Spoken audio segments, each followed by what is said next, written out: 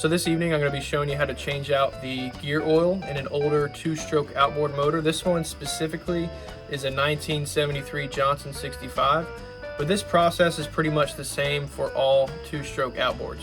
Essentially, you're going to have a vent screw, which happens to be right here on this motor, and then you're going to have a drain screw down here, usually around the skeg area is where you're going to see that. And so what you do is you basically unscrew this first, and then you unscrew this, take this off, and that lets the air out, which allows some more oil to come out that bottom screw hole. All right, so we're using a couple different things. Obviously a flathead screwdriver to remove your screws, and just in case, I have an impact wrench, because sometimes that bottom screw can be a little bit more difficult to remove. So we got this just in case. And obviously we have our gear oil. So you want marine grade gear oil, because if you just get regular gear oil, it's not gonna do well in the water. It's not meant for that. So make sure to get your marine gear oil. I've also got a pump for it, which I bought separately. But this is useful because you can actually use this to pump from the bottom, and basically the oil will work its way up until it starts dripping out this hole here. And the reason you do it from the bottom up is so that way it pushes that air out the vent hole. So we got that, and we also have an oil pan or some sort of bowl, whatever you want to use, just to catch the oil. All right, so that's pretty much everything we need. Let's go ahead and get started on it. So first off, we obviously have to drain the oil. So I'm gonna go ahead and remove this bottom screw. Okay, so that's a little bit tougher to get out. So we're gonna go ahead and get our impact wrench. Just kind of, there we go. That wasn't too bad. So we're gonna remove this. And you do wanna look out for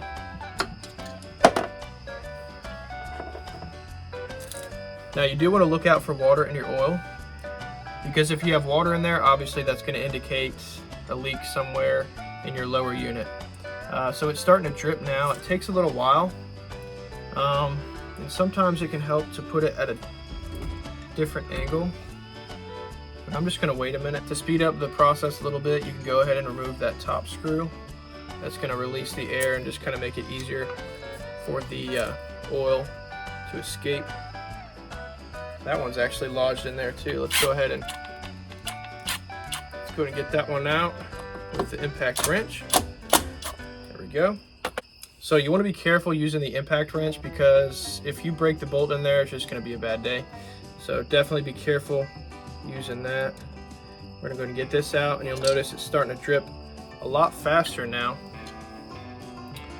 And the oil actually looks pretty good. There's a little bit of water in there, but honestly, I'm not too concerned. It's a really old outboard.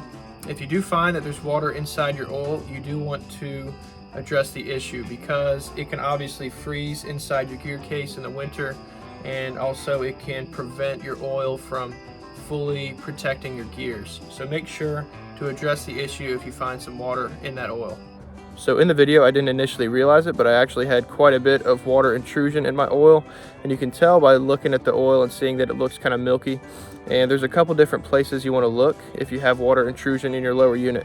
The first place is your prop shaft. So a lot of times stuff will get caught in that prop, and it will actually kind of infiltrate this little crack here and end up cutting your seal, which is behind this prop. You have to remove the prop to get to it, and kind of inspect this seal first. That's kind of your first culprit.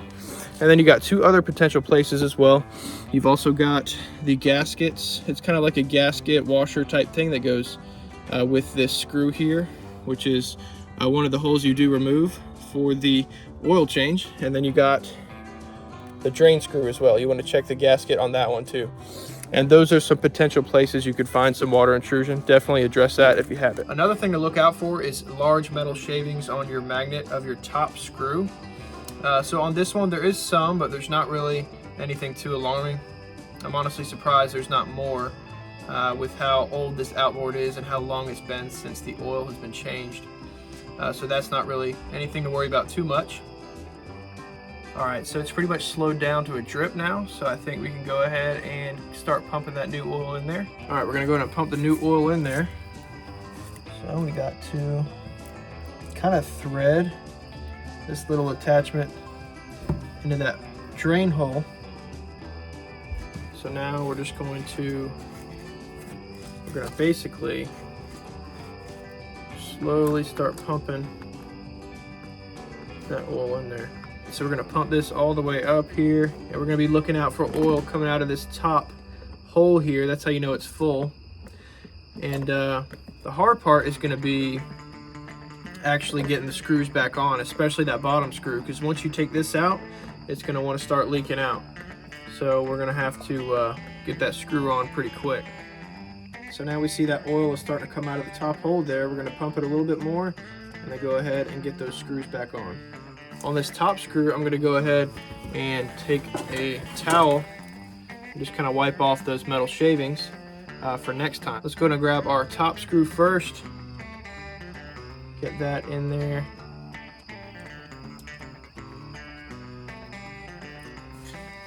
All right, we get that nice and hand tight.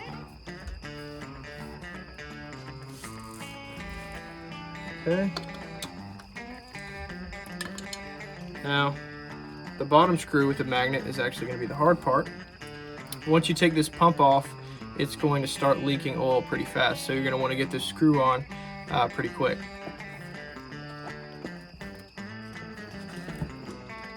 All right, so we got to get that sealed off real quick,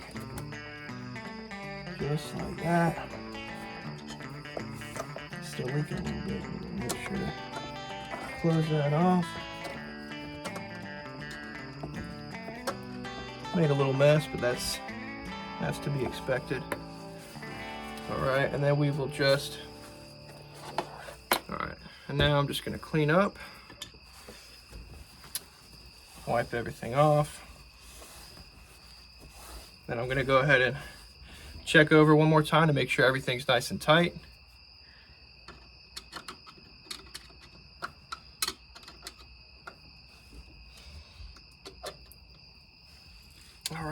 All right, so that's pretty much it. That's how you change your lower unit oil on your outboard. Thanks for watching.